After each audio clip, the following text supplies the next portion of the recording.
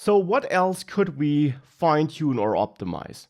The first polishing step I want to take is that in my Meetup details HTML page, of course, there we actually do have this need more details, please contact the organizer text, and contact the organizer is a link. Now we do have the organizer email. In our Meetup model, we added that organizer email field, which holds an email address. And I'd like to convert this link into a link that opens the mail client of the visitor and starts composing an email to that organizer. And we can do that by using the mail to instruction here in the value which we pass to this ref attribute. Now, this is a standard HTML browser feature. It's not Django specific, this instruction. But after this instruction, after the colon, we can now enter the email address to which an email should be composed when this client opens. And that, of course, should be dynamic and depend on the Meetup we're viewing here. Because in the Meetup, we got that organizer email stored. And therefore, of course, we can use interpolation again here to dynamically inject a value into this attribute value. And here, reach out to meetup.organizer email, because ultimately that is the email address I want to output here.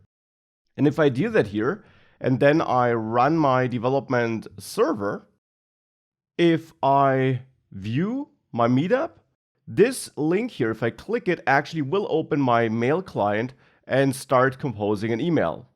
Here it is, my default operating system mail client opened up a new email, and it already filled in this to value, which is that organizer email address. So that's working. But that's not the only place where I want to output that email address.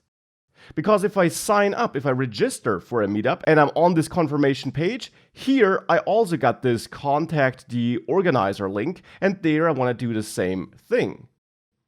Now for this, of course, on this registration success page, I need to know the email address of the organizer of that Meetup. And at the moment, we don't have that information on this page, because at the moment we reach this page when we get redirected. Here from inside the Meetup details view, we redirect to this page if we do sign up successfully. And we redirect to this view here in the end. And in there, we of course have no information about the Meetup for which we registered. So that's something which I'd like to change. And for this, we need to add some information about the Meetup for which we registered successfully to the URL here, for example, the slug, so that we can fetch the Meetup data from the database in this view as well. And of course, that is something we did before already. In the URLs.py file, where we have all our paths, we might want to edit this success path a little bit and actually add a dynamic segment to it. So in there, I actually want to add a new path segment, and this should be a dynamic segment before we have /success. And for this dynamic segment here, I want to have my slug and give it an identifier of Meetup slug, so that this URL here also contains the slug of the Meetup for which we signed up. That of course means that when we do redirect to this page, here we need to pass in a value for this dynamic path segment. And the redirect function makes that very easy. We can simply pass a keyword argument where we use the identifier of this dynamic segment, which we set up in the URL, Meetup slug in my case. And we use that as a keyword argument. So we use Meetup slug as a keyword argument, and then assign a value that will be used for constructing that redirection URL. And in this case, the value is also Meetup slug, because I'm getting this as an argument here in the Meetup details function, and I want to use that value again for constructing a new URL for redirecting to this page. With that, if we go back here and I do register for a Meetup, I have a participant with this email already. So let's use a new email. And now we get a little error here.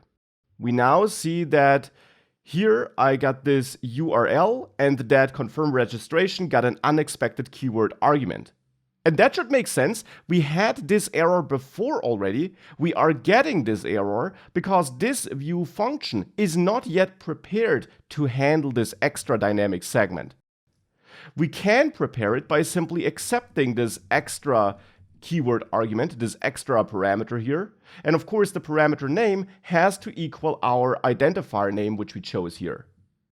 But with that, if I save this, if I reload, now I can see this confirmation page. And what's the benefit of seeing this page now? Well, the benefit simply is that now we got this meetup slug information. And in this view, in this confirm registration view, we can use that to use our meetup model and get a specific meetup, get the meetup for this meetup slug. Now we also might want to handle the case that we don't find that meetup, just as we did it up there in meetup details, where we also try this code. We could do that, but here I'll keep it very simple and just assume that we always do find it, because that's not a page users should enter manually in the URL bar. We should really only reach this page after getting redirected. But once we fetched this meetup now, we can pass some information into our template, the organizer email key, for example, and then use data from our meetup here, the organizer email. And when we do that, with that extra information passed into this template, in the template we can of course use that data and interpolate the email address here, again combined with the mail to instruction like this. Organizer email is the key I chose in my dictionary for the data which I passed to this template, hence I just reference it like this. And now with that, if I reload this page, I get another error. I get this error because this syntax is wrong. That should be slug equals meetup slug, because of course I'm looking for the meetup where the slug field in a database record for this model is equal to meetup slug. So we're looking for a record in the database where the slug field has a value of the meetup slug value we're getting as a parameter here. And with that, if we save it now, that can be reloaded. And now here again, if I would click this link, the mail client would open. I can see it in the bottom left corner. It's very hard to see for you probably that this link does have the correct ref value. And with that, I'm happy with this confirmation page and how we use that email address. But we're still not done entirely. There are two other things I'd like to optimize and fine-tune before we wrap this up.